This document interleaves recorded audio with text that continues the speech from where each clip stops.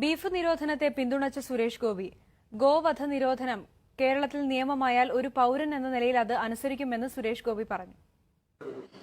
ഞാൻ ഒരു പൗരൻ എന്ന നിലയ്ക്ക് നിയമം എന്താണോ അനുശാസിക്കുന്നത് അത് ഞാൻ അനുസരിക്കും. അല്ല, അതൊന്നും എനിക്കറിയത്തില്ല. നടപ്പിലാക്കിയാൽ അനുസരിക്കും. അല്ലെങ്കിലും ഞങ്ങൾ ആരും കഴിക്കാറില്ല. ഞങ്ങളുടെ വീട്ടിൽ ഇത് കയറ്റാറുമില്ല.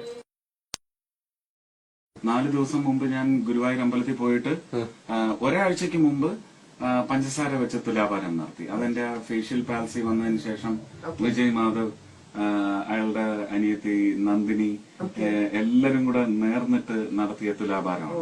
അന്നേരം അവിടെ ഞാൻ പൈസ അടച്ചത് 97 കിലോഗ്രാം പഞ്ചസാരക്കാണ്.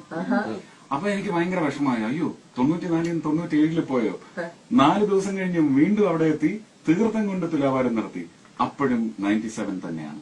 ഈ 94 കുറച്ച് താഴണമല്ലോ, അതുകൊണ്ട് കുറച്ച് കൂടുതലാവുമല്ലോ എന്തായാലും എന്ന് പറഞ്ഞൂടാ. അത് അവര് ചിലപ്പം സുരേഷ് ഗോപിയല്ലേ വിഷമിപ്പിക്കേണ്ടെന്ന് വിചാരിച്ച് 99, 97 ആയിട്ട് പറഞ്ഞതാണെങ്കിൽ, അപ്പൊ ഈ ഒരു ഗ്രോത്ത് എന്ന് പറയുന്നത് ഈ നവംബർ 5 ഒരു ഷോയ്ക്ക് വേണ്ടി സൂറിക്കിൽ പോയിട്ട് അവിടെ ബീഫും പോർക്കും മാത്രമേ ഉള്ളൂ. പോർക്ക് തുടർന്ന് പ്രശ്നമില്ല.